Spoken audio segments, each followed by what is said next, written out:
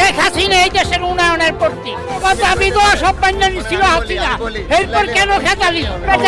তোরা তো ছাত্র, তোরা তো ছাত্র, তোরাই তো সব দুর্নীতির মূল।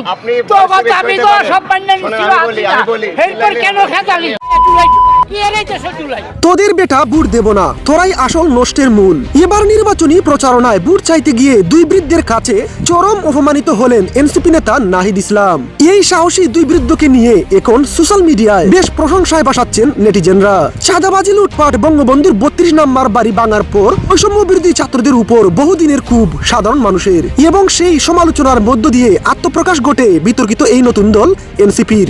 তাই যত সময় যাচ্ছে আস্তে আস্তে মানুষ বুঝতে শিখেছে শেখ হাসিনা এই দেশের জন্য কতটা আশীর্বাদ স্বরূপ ছিল।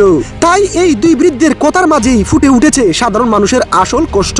কিন্তু প্রধান উপদেষ্টা ডক্টর ইউনূস আওয়ামী লীগকে বাদ দিয়ে নির্বাচনের তফসিল ঘোষণার পর থেকে নির্বাচনী প্রচারণায় বেশ তৎপর হয়ে উঠেছে বিভিন্ন রাজনৈতিক দলের নেতারা। কিন্তু এবার নির্বাচনী প্রচারণায় ভোট চাইতে গিয়ে দুই বৃদ্ধের কাছে এবার চরম অপমানিত হলেন এনসিপি নেতা নাহিদ ইসলাম। সেই বয়স্ক বৃদ্ধ আঙ্গুল তুলে নাহিদ ইসলামকে বলেন, শেখ হাসিনা উন্নয়নের প্রতীক। এই 15 বছরে সে যা করেছে কেউ 100 বছরেও করে দেখাতে পারবে না, কোন রাজনৈতিক দলও না। তোদের বেটা বুট দেব না, তোরাই আসল নষ্টের মূল। তোদের দাবি তো শেখ হাসিনা মান্না নিছিল, তোরাই শেখ হাসিনাকে কেদাইয়া দিয়াছিস, তোদের কখনোই আমরা বুট দেব না। তারপর এমন ভিডিও ভাইরাল হওয়ার পর থেকে এই দুই বৃদ্ধকে নিয়ে বেশ প্রশংসায় ভাসাচ্ছেন নেটিজেনদের একাংশ।